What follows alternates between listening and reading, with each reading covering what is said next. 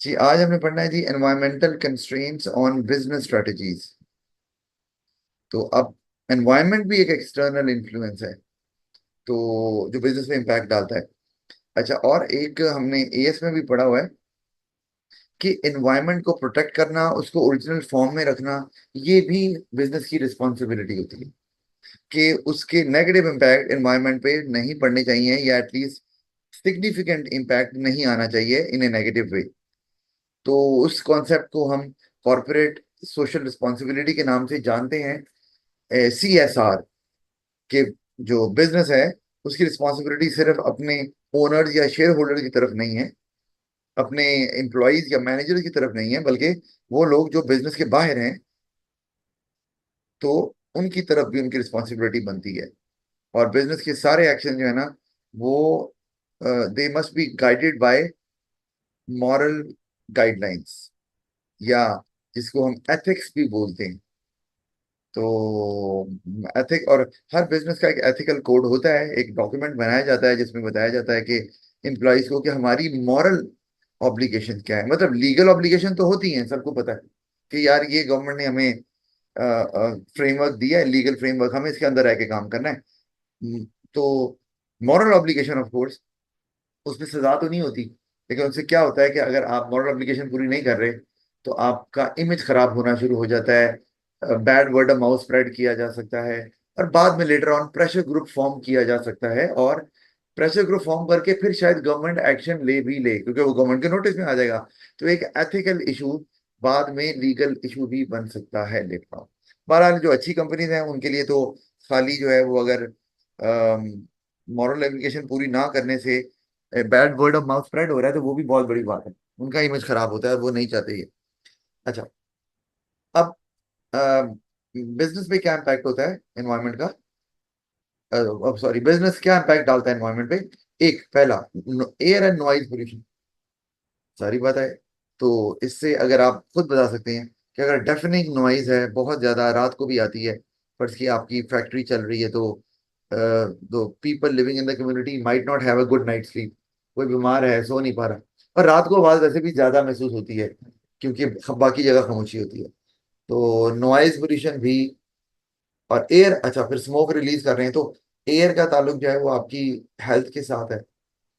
आपको breathing problem हो सकती है, एस्थमा हो सकता है, और नॉइज पोल्यूशन से ऑफ कोर्स आपका जो एक तो आपकी स्लीप डिस्टर्ब हो रही है, स्लीप डिसऑर्डर, तो उससे ओवरऑल जो है ना वो आपकी हेल्थ पे भी इफेक्ट आता है। तो ये एक इशू है। फिर रोड कंजेशन है, जो वहां पे लोग रहते हैं उनको ज्यादा टाइम लग रहा है अपने घर पहुंचते हुए, क्योंकि हर थोड़ी देर के बाद आपका कोई ट्रक आ जाता है, वो अनलोडिंग शुरू कर देता है, रोड ब्लॉक कर देता है। ऐसे होता है, बड़ा कॉमन कॉमन प्रैक्टिस है। एक घर भी बनते हैं तो ऐसे ही होता है, वो रेत वहां डाल दी, ईंटें डाल दी, बजरी डाल दी, चलो जी, अब वहां से गुजर नहीं हो सकती। तो ये एक और इशू आ रहा है। तो एक कंजेशन अपनी जगह, या फिर ट्रैफिक बहुत स्लो हो जाती है, या आपको ऑल्टरनेटिव रूट यूज करना पड़ जाता है which might take more time. अच्छा, फिर एमिशन ऑफ हार्मफुल गैसेस, बारह चलेंगे। एयर पोल्यूशन के अंदर ही आप कंसिडर कर सकते हैं, लेकिन एक स्मोक है और एक है ज्यादा हार्मफुल है, क्योंकि केमिकल से ए, भरी हुई गैसेस हुई हैं जो बहुत ज्यादा इम्पैक्ट आपकी सेहत पे डाल सकती हैं। मतलब that might be cancerous for the people who are living around there, तो वो भी आ सकता है, हो सकता है। Exploitation of scarce natural resources, तो स्केर्स नेचुरल रिसोर्सेज क्या हो सकते हैं जो आप इस्तेमाल कर रहे हैं? फर्ज किया आप वुड कटिंग कर रहे हैं, डिफॉरेस्टेशन आपकी वजह से हो रही है, और तो वो स्केर्स नेचुरल रिसोर्स है। और कम्युनिटी को एक तो वो जो नेचुरल एनवायरनमेंट है वो नहीं मिलेगा। वहां पे अगर कोई नेचुरल हैबिटेट है, वाइल्ड लाइफ है, तो वो फिर वहां पर एग्जिस्ट नहीं करेगी। जो जानवर हैं वो तो वहां से चले जाएंगे, जाहिर है। जब वो लैंड आपने क्लियर करने के लिए फॉरेस्ट खत्म कर दिए, तो यही होगा। तो उसके और भी नुकसानात हैं कम्युनिटी के लिए भी, कि वो एरिया जो है वो अब उतना जो है वो नेचर के करीब नहीं रहा, सीनिक ब्यूटी खत्म हो गई, और इवन अगर वो कोई टूरिस्ट स्पॉट था तो वो भी चला गया। जैसे कि अगर आप मरी को ले लो, तो मरी जो है वो टूरिस्ट स्पॉट तो है, लेकिन नजर कुछ नहीं आता। आप मरी माल रोड चले जाओ, होटल बने हैं, दुकानें बनी हैं, वो ठीक है, लेकिन आपने अगर कोई साइट सीइंग करनी है तो वो मरी इज नॉट द प्लेस। और ये एक बहुत बड़ी एग्जांपल है कि वहां चूंकि बिजनेसेस आ गए, कमर्शियल हो गया, तो अब वहां पे नेचुरल जो चीज है वो कुछ भी नहीं रही। अगर आपने वो करना है तो फिर आप आगे जाएं, और इसीलिए लोग जो है वो अब नारायण कगान जाते हैं। नारायण कगान में भी बहुत रश हो गया है, तो लेकिन फिर भी वहां जाते हैं तो वहां फिर कुछ आपको नज़ारे नजर आ जाते हैं। तो या फिर उससे आगे जाते हैं। मैं तो ऐसे ही करता हूँ कि भाई मरी या ये नथिया गली में भी कुछ नहीं, वहां पे भी कुछ नजर नहीं आता। तो आपको फिर ये इशू आ सकते हैं। अच्छा, फिर सोशल ऑडिट। अच्छा, अब ये ना एक तो ऑडिट होता है, आपने याद रखना है कि जिसमें किसी भी बिजनेस के फाइनेंशियल अकाउंट्स को स्क्रूटनाइज किया जाता है, उनकी छानबीन की जाती है। देखा जाता है कि क्या ये अकाउंट जो है ना वो वेल मेड है, कोई विंडो ड्रेसिंग तो नहीं की गई, कोई इसमें फेक फिगर्स तो नहीं डाली गई, क्या जो फिगर्स यहाँ पे नजर आ रही हैं ये पीछे से कैरी होती हुई आ रही हैं कि नहीं आ रही हैं। जैसे अकाउंटिंग आप भी पढ़ते ही हैं, जो टी अकाउंट्स पीछे से, मतलब ये काम होता है ऑडिटिंग का ना। लेकिन जब हम सोशल ऑडिट की बात करते हैं तो इसके अलावा आपने सोसाइटी का ऑडिट करना है कि क्या आपका इम्पैक्ट सोसाइटी पे नेगेटिव पड़ रहा है, और अगर पड़ रहा है तो कितना इम्पैक्टफुल है वो। तो ये नॉर्मली बिजनेसेस खुद करती हैं सोशल ऑडिट देखने के लिए, और बाद में फिर वो इसको प्रमोशन के तौर पे इस्तेमाल भी कर सकती हैं कि जी हम एवरी ईयर अपना सोशल ऑडिट करते हैं और देखते हैं कि whether we are harming the environment to a greater extent और नॉट, और अगर हम कर रहे हैं तो we always make an effort to curb on it, हम कंट्रोल करने की उसको कोशिश करते हैं। तो ये एक अच्छा वो क्या कहते हैं स्टेप जरूर है बिजनेस की तरफ से। तो आप एनवायरमेंटल, अच्छा सोशल ऑडिट की जब हम बात करते हैं तो आपने एक बात ध्यान में रखनी है कि अम, उसमें एनवायरमेंटल ऑडिट भी आता है, लेकिन एनवायरमेंटल ऑडिट में सिर्फ एनवायरमेंट ही कवर हो रहा है। सोशल ऑडिट में आपने एनवायरमेंट के अलावा भी चीजें कंसिडर करनी है। जैसे आपके एम्प्लॉयज हैं, आपके कस्टमर्स हैं, वो आर दे हैप्पी, आप उनके जो राइट्स हैं उनको दे रहे हैं कि नहीं दे रहे, अपनी रिस्पॉन्सिबिलिटीज टुवर्ड्स देम वो पूरी कर रहे हैं, क्योंकि वो भी आफ्टर ऑल स्टेक होल्डर तो हैं, स्टेक होल्डर्स की राइट्स होते हैं, आपकी रिस्पॉन्सिबिलिटी बनती है उनकी तरफ। तो ये भी अगर कवर करेंगे तो फिर सोशल ऑडिट बनेगी। एनवायरमेंटल ऑडिट में सिर्फ एनवायरमेंट कवर होता है, उसमें आपके क्लाइंट्स कवर नहीं हो रहे, आपके सप्लायर्स कवर नहीं हो रहे, आपके एम्प्लॉयज कवर नहीं हो रहे। तो जैसे एम्प्लॉयज की आपने हेल्थ एंड सेफ्टी को कंसिडर कर रहे हैं, आप उनको खर्चा करके बकायदा सेफ्टी इक्विपमेंट प्रोवाइड कर रहे हैं या उनको ट्रेनिंग दे रहे हैं ताकि उनको कोई हेल्थ हैजर्डस कोई इवेंट ना हो जाए। तो अ, ये सोशल ऑडिट में, और अगर कोई आपको लगता है कि कोई लूप होल है तो फिर आप नई स्टेप्स लेने हैं ताकि वो जो इश्यूज आ रहे हैं, या हेल्थ का इशू आ सकता है या कस्टमर को कोई इशू आ सकता है, वो ना आए। अच्छा, ये भी है कि आपने रोड बनाई और रोड आपकी वजह से रोड टूट गई उस एरिया की, क्योंकि आपकी हैवी ट्रैफिक वहां मूव करती है दिन रात, तो आपने इम्पैक्ट डाला, एनवायरनमेंट पे इम्पैक्ट नहीं आया ना, लेकिन ऑफ कोर्स लोगों पे इम्पैक्ट आ गया कि अब वो आसानी से ट्रैवल नहीं कर पाते, या उनको अपनी व्हीकल्स को या स्लो करना पड़ता है जब वो मूव करते हैं वहां से, चाहे मोटरसाइकिल पे हो गाड़ियों पे हो, क्योंकि रोड जो है वो अब बम्पी हो गई है, रफ हो गई है, तो कारपेटेड नहीं रही। तो आप सोशल ऑडिट करके देखते हैं कि हाँ यार ये हमारी वजह से हुआ है, तो हम क्यों ना रोड बना दें। उसके दो फायदे होंगे, एक आपको फायदा, आपकी ट्रांसपोर्ट भी आसानी से जाएगी, और आपका रॉ मटेरियल भी या जो भी आप आइटम मंगवा रहे हैं वो सेफ रहेंगे, और कम्युनिटी का भी फायदा हो जाएगा। तो ये सोशल ऑडिट के थ्रू ही पॉसिबल है। अच्छा, एनवायरमेंटली साउंड बिजनेसेस या सोशल ऑडिट अगर आपने करना है तो उसके क्या फायदे हैं। मैंने दोनों को यूज कर लिया ना। एनवायरमेंटली साउंड बिजनेस मतलब क्या, एनवायरमेंट की को कंसिडर कर रहे हैं, सोशल ऑडिट में एनवायरमेंट के अलावा और चीजें भी आ जाती है। तो पहला है हमारे पास मार्केटिंग एंड प्रमोशनल एडवांटेज, मैंने आपको बता दिया हुआ है कि आप अपनी मार्केटिंग कैंपेन में इसको ऐड कर सकते हैं कि हम सोशल ऑडिट करते हैं हर दफा, और अगर हमें लगे कि हम हमारा नेगेटिव इम्पैक्ट ज्यादा पड़ रहा है तो कम्युनिटी पे, तो हम फिर उसको we take actions to control it. तो फिर बिजनेसेस कहेंगे कि भाई यार ये तो अपनी सिर्फ प्राइवेट बेनिफिट को नहीं देख रहे, हाँ, उस कम्युनिटी के बेनिफिट को भी देख रहे हैं, तो they might have a soft corner for that business, और whenever they want to buy something they might like to buy from the same business. तो एक अच्छा इमेज जा रहा है। फिर fines and bad publicity can be avoided, सारी बात है।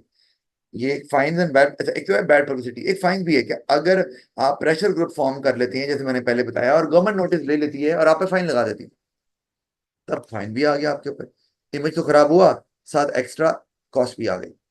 तो आप उससे बच सकते हैं। और फिर मोटिवेशन फॉर वर्कर्स, कि अब वो they can they can feel honoured being part of an environmentally friendly business. कि यार आप ऐसे बिजनेस में काम करते हैं यार, वो तो कमाल के लोग हैं यार, वो एनवायरनमेंट की भी पूरी केयर करते हैं, अपने इर्द गिर्द जो एनवायरनमेंट या जो एरिया है उसको मुकम्मल क्लीन रखते हैं, लेट से, बल्कि जो जितना पहले क्लीन था उससे ज्यादा रखते हैं। तो अपने बिजनेस का भी आप कह लें कि फ्रंट है या बैक साइड है वो एक अच्छी हो जाएगी, और कम्युनिटी को तो फायदा होगा ही। तो अच्छे वर्कर्स को अट्रैक्ट करना आपके लिए आसान हो जाएगा। अच्छा, फिर social audit identifies the responsibilities business is meeting and the responsibilities that are still to be achieved.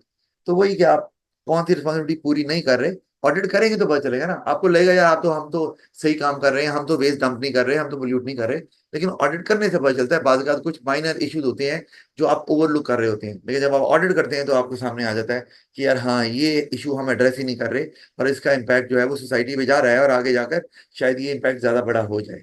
तो ये पॉसिबिलिटी हो सकती है। अच्छा, अम, इसी तरह से आगे हम चलते हैं, तो हमारे पास आ गया arguments against environmentally sound businesses और सोशल ऑडिट। वो क्या?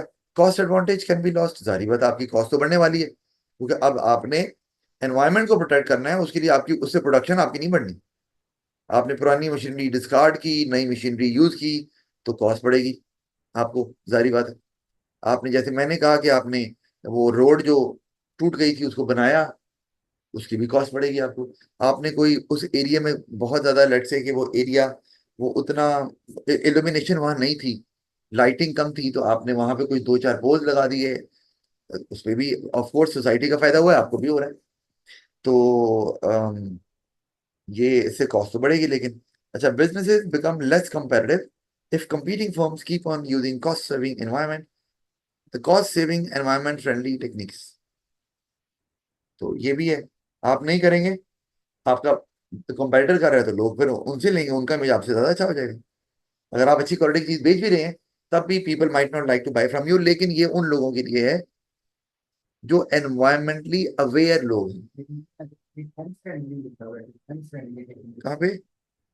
हाँ, सॉरी। अच्छा, सॉरी, आर्गुमेंट अगेंस्ट पढ़ रहे हैं ना, कि अगर आप एनवायरमेंटली साउंड हैं तो आपको क्या कहते हैं, कि नुकसान क्या है, नुकसान क्या है।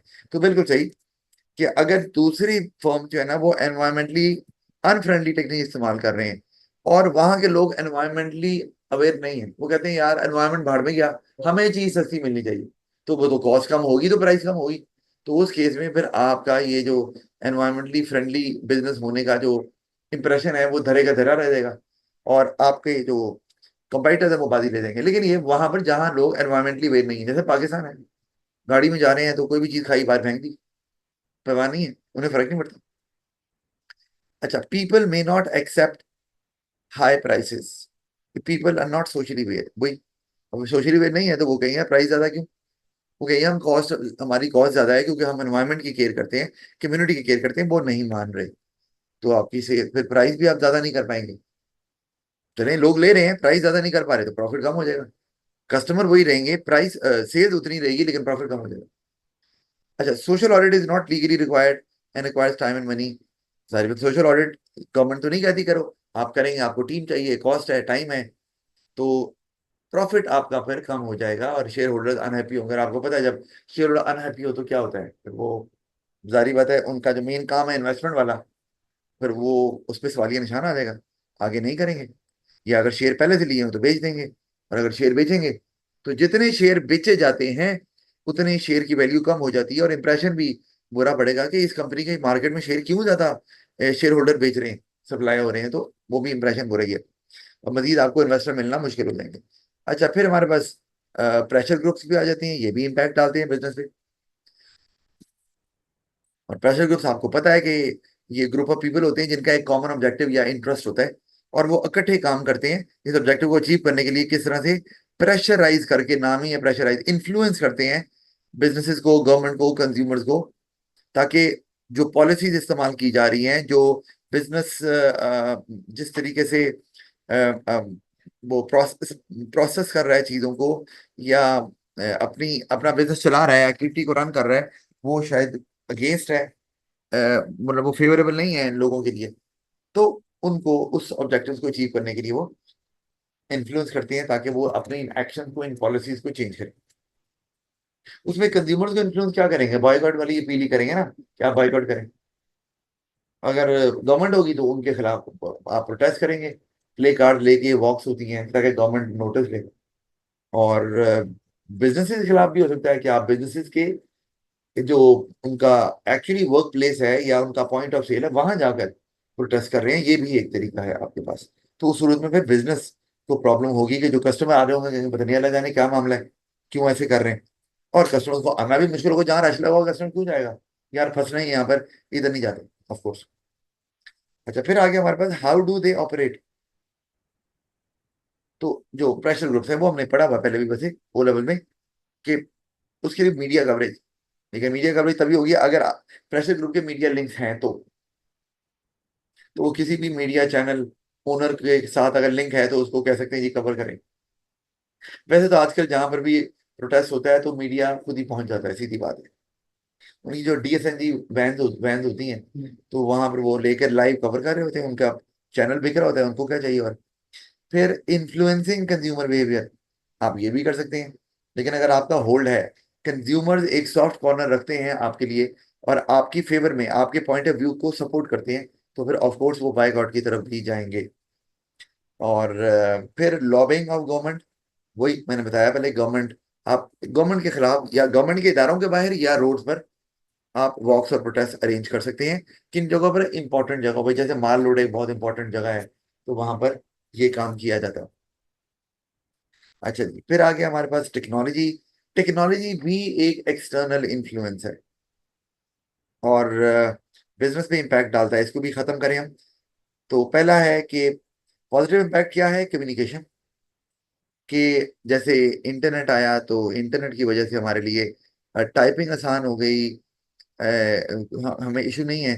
फिर हमने अगर कम्युनिकेट करना है, आप ईमेल भेज सकते हैं आजकल तो, आप व्हाट्सएप कर लें तो प्रॉब्लम नहीं है आपके लिए, तो बहुत सस्ता और बहुत फास्ट हो गया इंटरनेट के थ्रू। तो एक तो टेक्नोलॉजी ने ये फायदा किया है।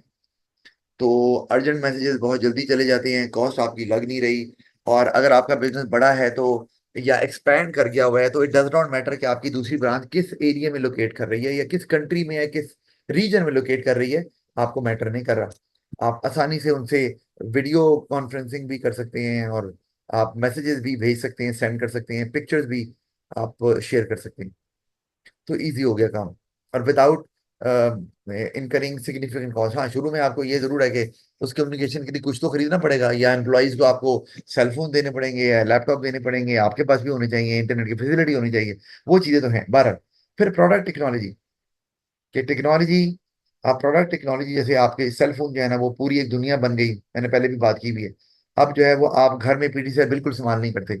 टीवी जो है उसका इस्तेमाल भी कम हो गया है, कोई ड्रामे वगैरह कुछ भी देख रहे हैं तो वो सेल फोन है। और आजकल जो इसीलिए टीवी चैनल्स हैं, उन्होंने अपने यूट्यूब चैनल्स भी बना लिए हुए हैं कि अपने वो सारी चीजें ड्रामे वगैरह उधर भी डालते हैं, तो आप वहां भी देख सकते हैं। तो वो अब तो टेक्नोलॉजी प्रोडक्ट में आ गई है, तो उससे आप को ये फायदा होता है कि आप आसानी से चीजें प्रोड्यूस कर सकते हैं। अब मैंने जैसे यहाँ पे कैड का जिक्र किया हुआ है, चीजों को डिजाइन कर सकते हैं और पहले देख सकते हैं बनाने से पहले कि वो प्रोडक्ट कैसा लगता है। 3D डिजाइन आ गया, 4D डिजाइन आ गया, कंप्यूटर के सॉफ्टवेयर मौजूद हैं, और आप वो देख सकते हैं, जूते हो जाएं, इवन कपड़े भी, गाड़ियां, तो आप उनको देख सकते हैं ओवरऑल वो देखने में कैसे लगते हैं। कैड है कंप्यूटर एडेड डिजाइन, कंप्यूटर की मदद से, कंप्यूटर सॉफ्टवेयर की मदद से आप डिफरेंट डिजाइन जो है ना वो देख सकते हैं एक प्रोडक्ट की, और फिर डिसाइड कर सकते हैं कि हमें कौन सा डिजाइन बनाना है। बजाय के डिजाइन बनाने के बाद सोचें, आपके पैसे लगेंगे, तो वो कंप्यूटर सॉफ्टवेयर तो आपको एक ही मिनट के अंदर पता नहीं 25-30 डिजाइन दिखा दे, तो वो आपके लिए फिर आसान हो जाता है। फिर ऑपरेशन डिपार्टमेंट, यहाँ तो आपका प्रोडक्शन का काम है, तो वहां पर आप कैम का इस्तेमाल करते हैं। कैम होता है कंप्यूटर एडेड मैन्युफैक्चरिंग, यानी कि अब आप कंप्यूटर की मदद से प्रोडक्शन कर रहे हैं बाकायदा, सिर्फ डिजाइन नहीं कर रहे। तो अब आपको रोबोट्स होते हैं, कंप्यूटर्स रोबोट्स को कंट्रोल करते हैं, रोबोट्स एक्चुअली प्रोडक्शन करते हैं, और आपका काम जो है ना वो चल रहा है, प्रोडक्शन चल रही है, और जिसमें मैन पावर ना होने के बराबर इस्तेमाल हो रही है। तो ये भी एक फायदा हो रहा है इसमें भी। तो मैन पावर नहीं है तो वेज की कॉस्ट नहीं है, मिस्टेक्स नहीं होती हैं, आपको पता है। जो क्वालिटी ऑफ प्रोडक्ट है वो स्टैंडर्डाइज होती है। फिर है जी ह्यूमन रिसोर्सेज की अगर बात करें, वहां पर भी इम्पैक्ट आ रहा है टेक्नोलॉजी का, कि अब आपके पास एक लार्ज ह्यूमन रिसोर्स का मतलब है कि आपने अपने स्टाफ को मैनेज करना है। तो वो आप मैनेज कहाँ से करते हैं? वो एचआर का काम है। तो एचआर के पास अब डेटाबेस आ गया है, जैसे एमएस एक्सेस है। तो उसमें सारा डेटा आप एम्प्लॉयज का डाल सकते हैं, कितने एम्प्लॉयज हैं, कौन से एम्प्लॉय ने कब ज्वाइन किया, और उसका कितना एक्सपीरियंस हो गया है। उससे आपको फायदा ही होता है कि ये देखना होता है, अगर आपने एम्प्लॉयज निकालने हैं तो आप देखते हैं कि कौन से एम्प्लॉयज हैं जिनका एक्सपीरियंस सबसे कम है, उनको निकालेंगे। इसी तरह अगर आपने प्रमोशन देनी है तो आप ये देखेंगे कि कौन से एम्प्लॉयज हैं ज्यादा ज्यादा एक्सपीरियंस हैं। तो आपके लिए आसान हो जाता है काम बहुत ज्यादा। एम्प्लॉयज का डेटा को देखना, उनके बारे में इंफॉर्मेशन लेना, वरना अगर एक बिजनेस में बहुत ज्यादा थाउजेंड एम्प्लॉय काम कर रहे हैं तो आपको तो उनके नाम भी नहीं आते होंगे। तो ये आपके लिए फिर इस डेटाबेस के हिसाब से एम्प्लॉयज को मैनेज करना आसान हो जाएगा। वरना आपने किसी एक एम्प्लॉय को प्रमोशन कर दी और पता चला कि उसके इससे अलावा भी कोई सीनियर एम्प्लॉय थे, लेकिन आपके पास डेटाबेस नहीं था, तो वो एम्प्लॉय तो डिमोटिवेट हो जाएगा ना कि यार मेरा इतना सर्विस थी और मेरी काम भी अच्छा था, फिर भी मुझे प्रमोशन नहीं दी गई। तो ये आपकी डिसीजन को बहुत एक्यूरेट कर देता है। और एम्प्लॉयज ज्यादा मोटिवेट होते हैं कि भाई एक स्टैंडर्ड है, आप उस स्टैंडर्ड पे पूरे उतरेंगे तो ही आपकी प्रमोशन होगी, या तभी आपको रिवॉर्ड मिलेगा। क्योंकि डेटाबेस में ये भी लिखा होता है कि एम्प्लॉयज ने अपने टारगेट्स कितनी दफा मीट किए, कब एम्प्लॉय फेल हुआ है अपने टारगेट्स को मीट करने में, ये सब कुछ लिखा होता है। अच्छा, फिर अकाउंट्स डिपार्टमेंट में भी फायदा होता है, क्योंकि उसमें आपको ये स्प्रेडशीट प्रोग्राम्स क्या होते हैं, जैसे एक्सेल है, तो एक्सेल में आपने जो कैलकुलेशन वाले काम करने हैं वो आप अकाउंटिंग का भी काम इसमें आप आसानी से कर सकते हैं। वैसे तो अकाउंटिंग के सॉफ्टवेयर भी होते हैं जिसमें आप अकाउंटिंग ट्रांजैक्शंस को रिकॉर्ड कर सकते हैं। कैश फ्लो है, इनकम स्टेटमेंट है, ये आसानी से सॉफ्टवेयर मिल जाते हैं और ये आप काम कर सकते हैं, आपको मैन्युअली नहीं करना पड़ता। काम आसान हो जाता है, आपको टीम मेंबर ज्यादा नहीं चाहिए होते, तो ज्यादा एफिशिएंट होता है। और जल्दी ही ये बिजनेस मतलब ये इसको आप प्रिपेयर कर लेते हैं और फिर बिजनेस को डिसीजन मेकिंग में इन्वॉल्व इस्तेमाल कर सकते हैं। और मैंने नोट में वैसे लिखा हुआ है कैड और कैम क्या होता है, तो बहरहाल वो मैंने डिस्कस कर ही लिया है। नेगेटिव इम्पैक्ट ऑफ टेक्नोलॉजी क्या है कि नीड फॉर डेटा प्रोटेक्शन। जारी बात है, आपका डेटा है और वो वेबसाइट पे अगर पड़ा हुआ है तो वो हैक हो सकता है, और वो बहुत इंपॉर्टेंट है, तो फिर तो मसला है। आपको बैकअप चाहिए, आपको वायरस डाल दिया किसी ने, आपका कंप्यूटर गया, तो आपके पास बैकअप होना चाहिए। मैंने पता क्या किया, और मेरे रिसोर्सेज हैं सारे लैपटॉप पे इतने सालों के, तो मैंने ना एक हार्ड ड्राइव ली हुई है अलग से, एक्सटर्नल, और एक यूएसबी भी ली हुई है। तो मैं क्या करता हूँ, जो भी अपडेट करता रहता हूँ अपने रिसोर्सेज में, मैं उसमें ट्रांसफर करता रहता हूँ कि भाई इसको कुछ भी हो सकता है। तो बहरहाल ये एक इशू आपका है। अच्छा, फिर need for computer use protection, ये भी एक बात है कि आप अगर कंप्यूटर को इस्तेमाल कर रहे हैं तो कौन कौन इस्तेमाल करेगा ये भी तो देखना है ना, इसीलिए पासवर्ड लगा होता है कि कौन बंदा, किस बंदे को कितनी एक्सेस देनी है, उसके लिए पासवर्ड दिया हुआ है। तो ये भी एक सीन है। अब जैसे कि मैं आप कंप्यूटर का इस्तेमाल कर रहा हूँ, अब ये कंप्यूटर यूज प्रोटेक्शन है कि कंप्यूटर का इस्तेमाल आपने कितना आप कर सकते हैं और किसको एक्सेस देनी है किसको नहीं देनी। अदरवाइज हर कोई इस्तेमाल करेगा तो फिर प्रॉब्लम हो जाएगी। अम, फिर high setup cost. Setup cost जारी बात टेक्नोलॉजी है, तो आपको फिर कंप्यूटर लाने हैं तो फिर हर जगह लाने पड़ेंगे सारे एम्प्लॉयज के लिए, तो खर्चा तो आपका इनिशियल काफी ज्यादा होने वाला है। फिर ट्रेनिंग की जरूरत भी पड़ेगी, सारी बात है। और फिर नीड फॉर रिलायबिलिटी, आप ब्लाइंडली ट्रस्ट नहीं कर सकते किसी भी टेक्नोलॉजी पे, क्योंकि वो अभी सही काम कर रही है, हो सकता है आगे ना करे। तो आपको उसको बार बार टेस्ट करना पड़ेगा कि क्या ये सही वैल्यू दे रही है, क्या ये सही मेजरमेंट कर रही है, क्या ये सही आउटपुट प्रोड्यूस कर रही है। तो रेगुलर टेस्टिंग जरूरी है उसके लिए। तो उसके लिए आपको फिर इंस्पेक्टर चाहिए, जो टेक्नीशियंस चाहिए जो उसको टेस्ट करते रहें, और वो उसके लिए आपको फिर उनको भी पे करना पड़ेगा। फिर ह्यूमन रिलेशन आर अफेक्टेड, जारी बात है। आप मोबाइल को ही ले लो, तो मोबाइल में आप इकट्ठे फैमिली मेंबर बैठे होते हैं, बात कोई नहीं कर रहा होता, सारे सेलफोन अपने अपने वो देख रहे हैं, रील्स देख रहे हैं या गेम खेल रहे हैं या कुछ और का काम कर रहे हैं। तो इस तरह यहाँ पर बिजनेस में भी ये होता है कि मैनेजर और एम्प्लॉयज में फिजिकल इंटरेक्शन नहीं होता, जिससे उनके दरमियान एक गैप आ जाता है। और उस गैप की वजह से वो उस तरह से काम एम्प्लॉयज और मैनेजमेंट नहीं कर पाते। मतलब कोई भी इशू आ रहा है तो एम्प्लॉयज जो है ना, क्योंकि उनको फिजिकल इंटरेक्शन नहीं है तो वो बात डायरेक्टली नहीं कर पाते या हेजिटेट करते हैं। ऐसे ही होता है। अगर आप टेक्नोलॉजी के थ्रू बेशक डेली भी इंटरेक्ट करें तो वो बात नहीं होगी। एक बंदा जो हफ्ते में आपसे मिलके जाता है, जो एक बंदा हफ्ते में आपसे फिजिकली मिलता है, उससे आपका रिलेशनशिप और तरह का होगा। और एक बंदा आपको डेली मैसेज करता है, मिलता नहीं है, चाहे डेली करे, आपका वो रिलेशनशिप कभी भी नहीं होगा। और छोटी सी बात पे भी आपकी लड़ाई हो जाएगी।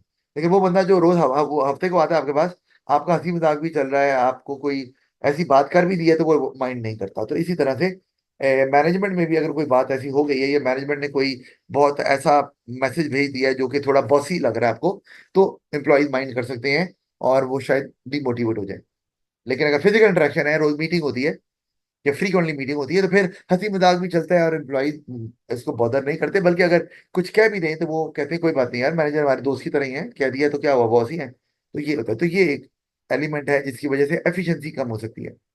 हेल्थ इज अफेक्टेड, जारी बात है, आप कंप्यूटर पे लगे हुए हैं तो वो ग्लेयर आता है कंप्यूटर का। अब जैसे मैंने ना ग्लासेस लगाई हुई हैं, तो मेनली ये है कि ये ग्लासेस हैं जो कि लैपटॉप का जो की जो रोशनी है ना उसको रोकते हैं, तो वो मेरी आंखों में नहीं जाती। तो ये अगर, लेकिन सब अब आप कॉन्टिन्यूसली बैठ रहे हैं अगर वहाँ, तो आईसाइट पे इफेक्ट कुछ ना कुछ तो आएगा ही आपका। तो ये एक प्रॉब्लम आ रही है। फिर टेक्नोलॉजी आपको बहुत ज्यादा सुस्त बना देती है, एक ही जगह बैठे हुए काम करी जा रहे हैं। तो फिर आपकी ओवरऑल हेल्थ जो एम्प्लॉयज की है ना उस पर भी इफेक्ट आता है। आपको ना कमर के मसाइल आ जाते हैं, आप पोजीशन चेंज करें। वो नॉर्मली वो लोग जैसे डॉक्टर्स को ले लो, उनका क्या पोजीशन होती है आप देख ही लो। आपको स्मार्ट डॉक्टर कम ही नजर आएंगे, इतने इतने पेट निकले हुए हैं। उसकी वजह यही है, बैठ बैठ के बस। और इस तरह वो लोग जो बैंकर्स हैं उनका भी यही हाल होता है। क्योंकि क्योंकि आजकल टेक्नोलॉजी है, डॉक्टर उठता भी नहीं है, मशीन लगाई और बैठे बैठे ही वो चेकअप कर रहा है, जो भी काम कर रहा है। तो अ, आपके एम्प्लॉयज के केस में भी यही मामला चल रहा है आपका। तो फिर एम्प्लॉयमेंट इज नेगेटिवली इफेक्टेड, जारी बात टेक्नोलॉजी आएगी तो वो एम्प्लॉयज को रिप्लेस करेगी, लेकिन कैपिटल टाइम से बन जाएगा तो एम्प्लॉयज की जॉब जो है ना उस पर इम्पैक्ट आएगा, आपको रिटर्न करने पड़ेंगे employees. Management power is reduced as workers become independent using technology. Management अब ये है कि एम्प्लॉयज जो हैं वो डायरेक्टली बॉस को कन्वे कर रहे हैं, ईमेल के थ्रू रिपोर्ट कर रहे हैं। अब जो टॉप लेवल मैनेजमेंट है, तो बीच में जो मैनेजर था उनका, मिडिल लेवल मैनेजर, वो तो उसको तो बाईपास कर रहे हैं। तो अब वो मैनेजर की वो पावर ही नहीं रही, क्योंकि उसे पता है वर्कर तो अब डायरेक्ट, पहले था कि जनाब हमारी आप रिक्वेस्ट ऊपर टॉप लेवल तक पहुंचा दें, तो मैनेजर की बहुत ज्यादा इंपॉर्टेंस होती थी वर्कर के लिए। अब वर्कर डायरेक्टली कम्युनिकेट कर रहा है, क्योंकि फिजिकली तो मिलने की जरूरत नहीं है, ईमेल भेजा, आपने व्हाट्सएप कर दिया, फाइन। तो मैनेजमेंट को अपनी लगता है कि पावर कम है, तो वो भी डीमोटिवेट नजर आता है, या उसको लगता है कि उसकी ये पोस्ट जो है अब उतनी वैल्यूबल नहीं रही। और लास्ट है टेक्नोलॉजिकल लिटरेसी इज रिक्वायर्ड। जारी होता है अब आपको कंप्यूटर लिटरेट बंदे चाहिए, या तो ट्रेनिंग करें। ये एम्प्लॉयज के लिए भी नुकसान है कि अगर उन्हें नहीं आता तो उन्हें सीखना पड़ेगा, चाहे उनको जितना भी अच्छा काम आता हो। लेकिन उन्हें अगर नहीं इस्तेमाल करनी आती टेक्नोलॉजी, तो इशू है। मैं अभी पढ़ा रहा हूँ, लेकिन आगे वो मुझे कहते हैं सर आपने एआई को यूज करना है, टीचिंग करनी है लेकिन एआई को यूज करके, मुझे नहीं आती तो मैं तो, अब मेरी स्किल मेरा एक्सपीरियंस किसी काम का नहीं रहेगा। ठीक है। तो वो इदारों के लिए भी ये है कि या तो उनको ट्रेनिंग देंगे, अच्छे इदारे वैसे देते हैं ट्रेनिंग, अब वो अब तो उसमें कॉस्ट तो इन्वॉल्व है, या फिर वर्कर्स को खुद लेनी पड़ेगी तो उनके लिए भी प्रॉब्लम हो जाएगी। नहीं लेंगे तो जॉब नहीं मिलेगी, लेंगे तो उनको कॉस्ट पड़ेगी। अच्छा खैर, हमने ये चैप्टर बी खत्म कर दिया है। अब इसका मतलब है हमारा टाइम आ गया है क्वेश्चन टाइम। तो क्वेश्चन हम इसमें से कर लेते हैं। अम, मैं आपको बताता हूँ। जी यही देख लेते हैं। क्योंकि 2020 का देखेंगे तो ज्यादा अच्छा है, लेकिन मैं ना चाह रहा था कि आपको अब 12 वाला क्वेश्चन भी, चलो अभी स्टिल 12 वाला भी नहीं देता। अच्छा, अम, ये हमारे पास क्वेश्चन है, क्वेश्चन नंबर 6, नवंबर 2020 का है, पेपर 3 वेरिएंट 2। ये 10 नंबर का नहीं है, 8 नंबर का है। Analyse how any two changes in the legal environment might affect GR. तो दो चेंजेस कही हुई हैं, तो ये सवाल आपने करना है। केस स्टडी आप खुद ढूंढ लीजिएगा, जीआर की है, और वहां से ढूंढ के फिर आपने एप्लीकेशन का इस्तेमाल भी करना है। केस से 2 पॉइंट आपने लिखने हैं। तो ये आज यही तक ही था।